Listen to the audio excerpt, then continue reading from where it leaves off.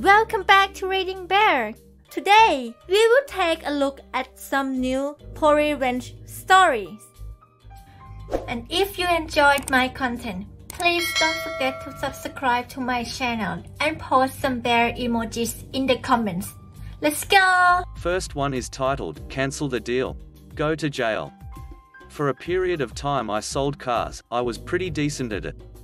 I was really good at getting people to open up to me about really personal stuff. Sometimes I was surprised by the things people told me.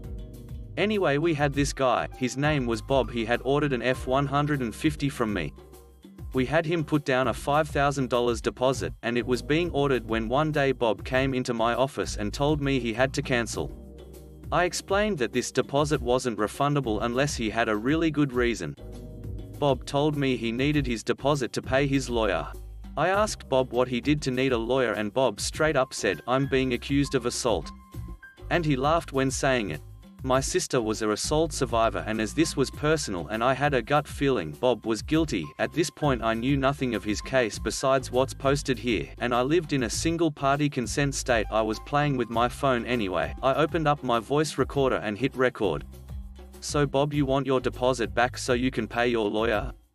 I need to give my manager a good reason with solid backing to get him to authorize your refund." Bob goes, "Why?" And I explain, "Well, we ordered you a really expensive vehicle. The deposit is meant to protect us in case you back out. If you decided to back out, well, we are stuck with your truck." Bob thinks for a moment. "So I gotta tell you why and then I might get a refund?" And I said, "Basically." He goes, "All right, yeah, well, I'm being accused of assault and my lawyer isn't cheap." I asked, "So, why is she accusing you of assault? Did you upset her?" Trying to play into his ego. "No, I did it, but she was asking for it." Ring, ring, fire, fire. We got a rapist in my office and he's opening up about it. Was she dressed really sexy? He goes, "Yeah, you know how it is at the Halloween parties, how girls dress." And I go, "Yeah, I get what you mean. So what happened?" He explains how they were having drinks together at a party, and how she had given him her number, and how she had agreed to go back to his place for the dirty. And I'm thinking, all right, normal hookup story. Throughout this whole process I'm egging him on, being supportive of Bob. He explains they get back to his place, they get in his bedroom and they start to get busy, and she drunkenly asked if he has a condom. He admitted to me that he did have condoms but didn't want to put a condom on because he was drunk and it would dull the sensation too much. I agreed that he had a fair point, egging him on, folks. She told him to stop, and he proceeds to put a pillow on her face, and had his way with her. When he woke up in the morning she was long gone. He thought nothing of it until a few days later the cops came and arrested him. Internally I was boiling with rage. I wanted to reach across my desk and beat the snot out of this guy, but I'm pretty sure if I did that he'd have beat the snot out of me. So I said, "Hey man, you're going through a serious legal issue. I'm going recommend to my boss we refund your deposit in full. I'll call you and let you know what the answer is." As he was leaving I said, "Hey Bob, he had a unique last name. To save me some time, can you spell your last name for me?" He said sure. He spelled it. I thanked him. He left. I saved the recording. First thing I did was walk into my GM office and tell him my customer, Bob, was cancelling his order cause he assaulted a woman and he wanted a full refund to help pay for his lawyer. But it was my recommendation we not give Bob a ducking dime. My GM wholeheartedly agreed. I then explained to my manager Bob admitted to the rape and I recorded it, and I was going down to the police station to turn in my recording. My manager told me to go handle business. I got in my car, drove down to the local police station, walked in and I said, "I got evidence on Bob such and such on his assault allegation." In short order I was sitting in front of the officer in charge of the investigation and I played a bit of the recording. He took down my info. Much later I was called into court to testify against Bob. By that point he had long since found out we weren't going to refund a single penny of his money, and he knew I had recorded his confession, and his confession had enough evidence in it to all but guarantee a conviction. I looked into Bob's eye as I was testifying about how he had confessed to me, etc., and you could tell the anger raging through his body towards me. He knew he was going to prison for a long time because he did ducked up crap. Bob was convicted and sentenced to 15 years in prison. To put a little cherry on top, through this process I met the victim. One thing that she confided in me is Bob found out where she lived and she was scared about him sending someone after her. I don't know how well-founded her concern was, but I understood why she felt that way. Now, by this point we had obviously sold Bob's truck. Actually, we sold it for the same price Bob had agreed to, so we didn't lose any money. I told my GM it would be an awesome gesture if we took $5,000 and gave it to the victim to help her with moving expenses. So my dealership at the time wrote this woman a $5,000 check to spend on moving expenses, and we wished her well. I would also like to address, I would have reported Bob to the authorities regardless of him cancelling his deal or not. Next one is titled, Disproportionate Revenge.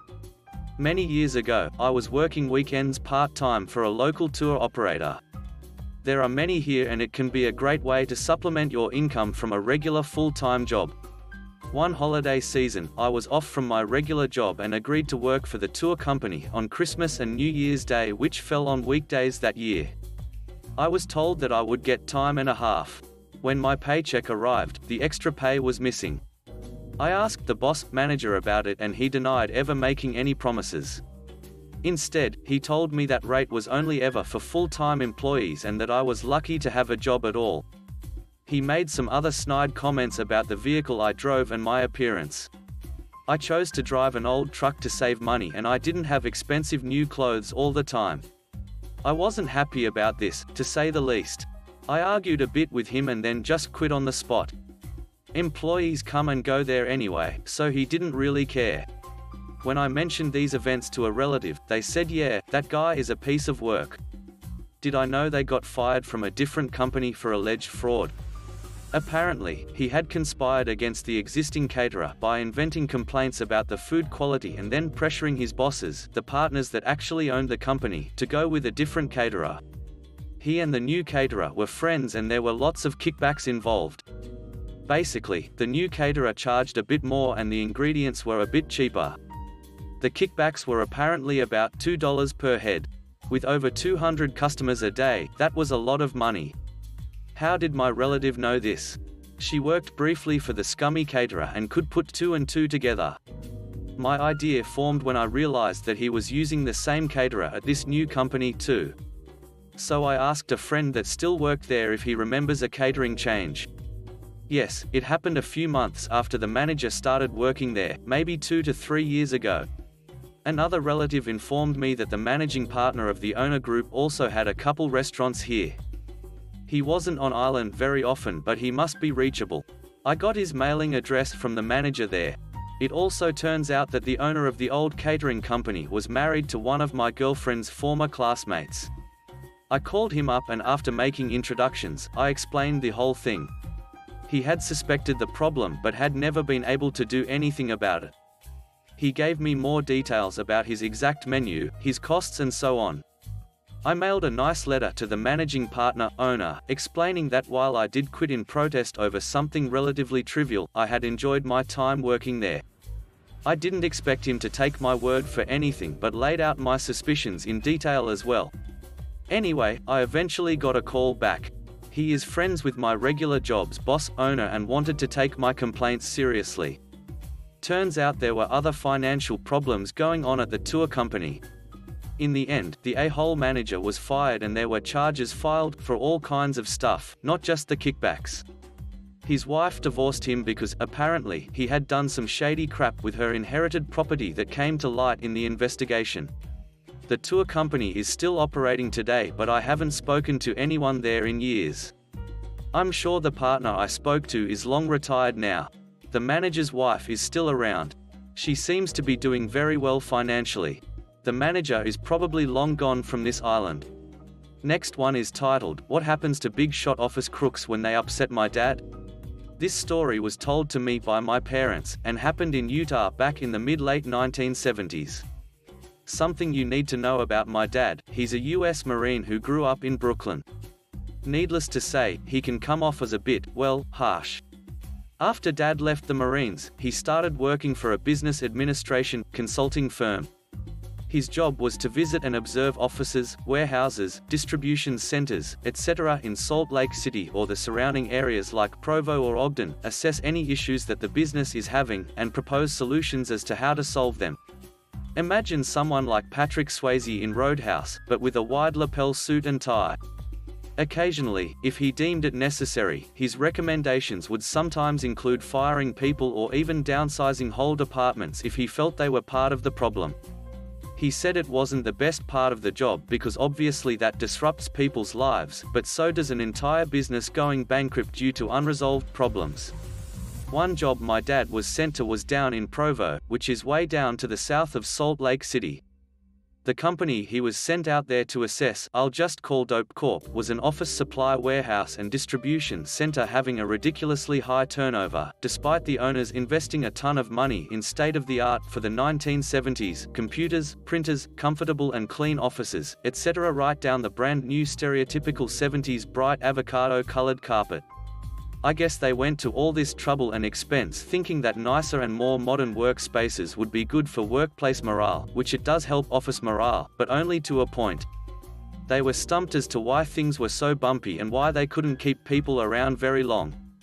Bear in mind, someone going from job to job every couple years was looked at poorly back in those days. It was deemed unprofessional because it was assumed that you lacked discipline or work ethic. So you can only imagine how bad this was making Dope Corp look as well. But back to the story. When Dad pulls up into Dope Corp's parking lot, he's immediately greeted by an owner and a member of senior management. There's a meeting discussing what's going to happen, how the assessment process works, business as usual. Now, as I said earlier, my dad can be an intimidating guy in demeanor and stature, but he regarded workplace diplomacy like a virtue and is to this very day the most business-savvy person I know. People saw a tall tough guy New Yorker who composed himself like what you'd expect of a white-collar company man, with a heavy Brooklyn accent.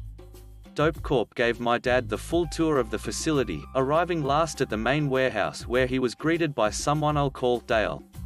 Dale was the head of the warehouse and had, in my dad's words, a personality like a pea-covered brick, and greeted my dad in a somewhat loud and obvious way, as in, making a show of things in front of warehouse workers. Basically, a loud balding chihuahua trying to be the big dog of the junkyard. Yeah, we all know the type, and maybe you have one in your workplace. My dad would typically observe things over the course of a week or two, like working conditions and employee interactions, then return to the people in charge with his assessment and/or questions. Dad described the tension in that company in the common colloquialism, could have cut it with a knife, as employees all over the place generally avoided him. It wasn't uncommon for him to encounter nervous people sometimes, as technically part of his job was deciding who should get fired. But this kind of behavior was straight-up paranoia, and immediately set off alarms in my dad's mind. At first, the few employees who were okay with talking to him, so long as they weren't seen, were a handful of women upstairs. Before I proceed, keep in mind that this is 1970s Utah, a less than progressive era in a very much not progressive red state. The office women would tell my dad about work tasks being sabotaged, verbal abuse, and of being subject of the kinds of rumors jealous and petty men sometimes spread about female co-workers who reject their advances. All the while, they'd peek around corners and look over their shoulders while talking. Back then, workplace protections from sexual harassment, or any solid legal definitions of what sexual harassment was, were virtually non-existent. But my dad was still really put off by it and asked who it's coming from. Every single one of the office women, I don't want to name names. And who could blame them, lest they face retaliation or dismissal, right? Right, so now there's one problem identified, but no clear source. Some days later, Dad notices a lot of sucked-up paperwork like missing invoices, receipts, unsigned documents, etc. Before the digital age, these things all had to be catalogued on paper like library books are. So he's thumbing through folders and filing cabinets with the help of some of the other office workers, when Dale comes in the room. He sees what my dad is doing, locks eyes with him for a few seconds, then leaves. What the duck? But then as soon as Dale did leave, Dad swore he heard a phew. Right, I think we know what's wrong with this picture.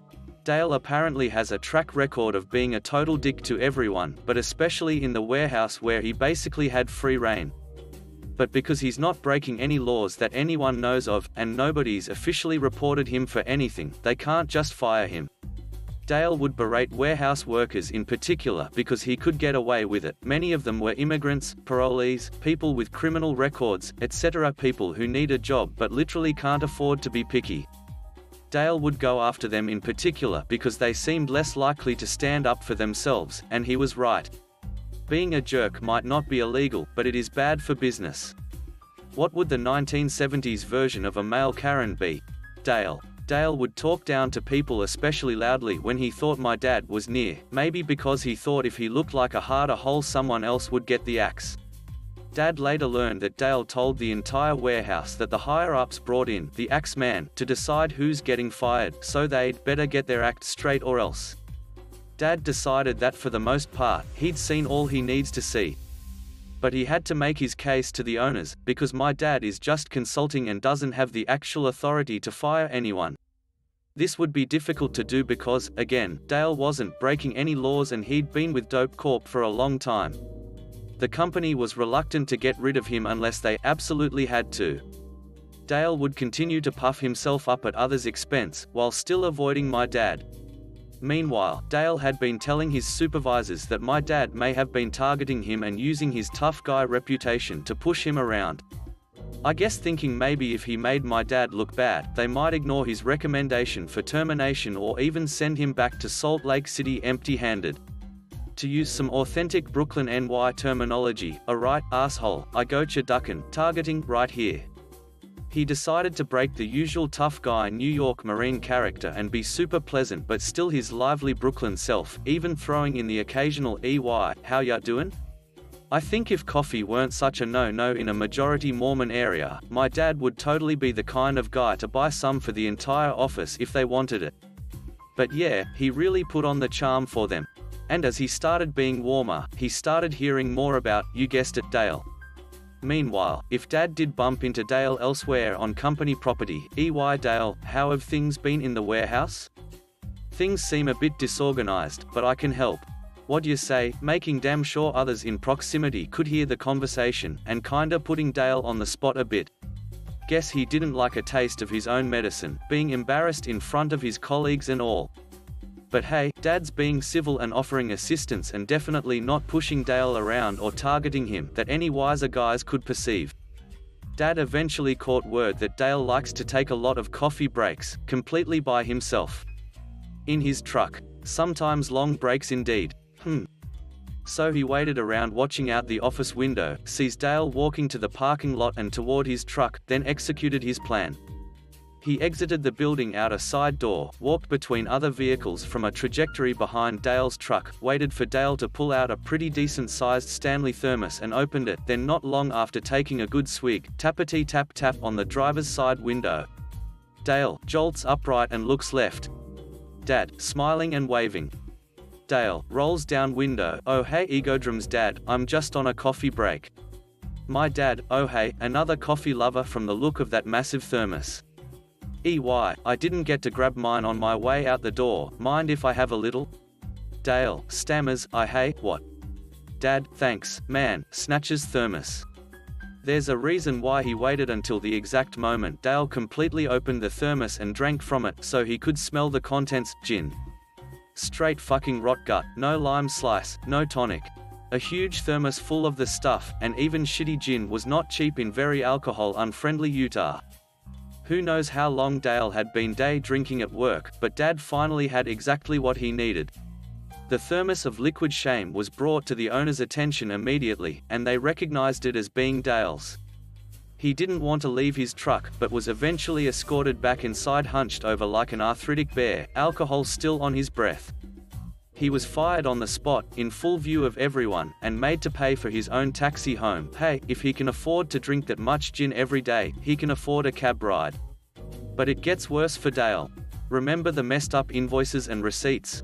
Turns out Dale had been taking money and product from the warehouse itself, including an electronic typewriter intended for warehouse department use. Electronic typewriters were a huge deal back then, and worth a lot of money.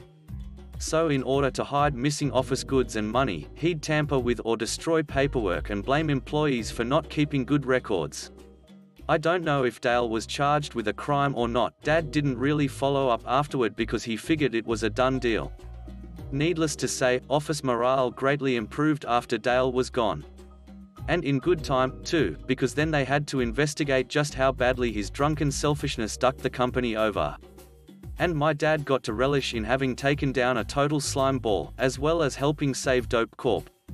Last one is titled, Talk Crap to a Camp Counselor? Enjoy that stonewall to the face. This comes from a story my dad loved to tell his kids when we'd annoy him on purpose, as children do. Background: it's the late 70s and my dad is in college and playing soccer. To earn money during the summer, he got a job as a soccer camp counselor. The head director of the camp was a French guy, and since my father studied and spoke French and was an excellent player, he got the job easily. Now, as anyone who has been a camp counselor will know, there are always one or two little punks making your life difficult. This time, the little punk was the 12-year-old son of the director, henceforth known as LP. Being the son of the director, and perhaps the youngest player at the camp, LP knew he was basically invulnerable to criticism and punishment despite being an unconscionable dickface to everyone within earshot, all the time. Since my dad, henceforth MD, spoke French, LP discovered an opportunity to verbally abuse MD in his native tongue. And indeed he did, ad nauseum, to the point where other counselors started noticing and commiserating. One day, in the late afternoon as the day was drawing to a close, MD was walking back to the locker room, which was located in a large field house with huge Doric columns at the entrance. LP shows up and begins talking a mountain of crap per usual, and MD had had enough. He desperately wanted to smack this kid, but the kid knew enough to jump just out of reach of a swinging fist. So, MD started jogging. LP followed suit, while still hurling abuse at MD. They were getting closer and closer to the field house, but LP was focused on talking crap, so he didn't notice that MD was edging him to line up with one of those columns. You can probably see where this is going. Almost at the field house, MD broke into a half run, so that LP was nearly sprinting to keep up, still talking crap. At the last second, MD feinted, started at LP, who, while sprinting, dodged away and sprinted directly into a Doric column. Hard. With his nose bleeding and pride destroyed, LP immediately starts crying and wailing. MD runs into the field house and down to the locker room where he promptly starts laughing maniacally. Two of his campers enter and are shocked to find MD laughing so hard he can't catch his breath to tell them why. Two other counselors then enter the locker room and are in equal hysterics, having witnessed the events from about 50 yards behind LP and MD. I don't remember the exact fallout, but I do remember that LP didn't talk crap to MD anymore and MD received absolutely no punishment. I like to think that, at the very least, LP learned his lesson. Thanks for listening.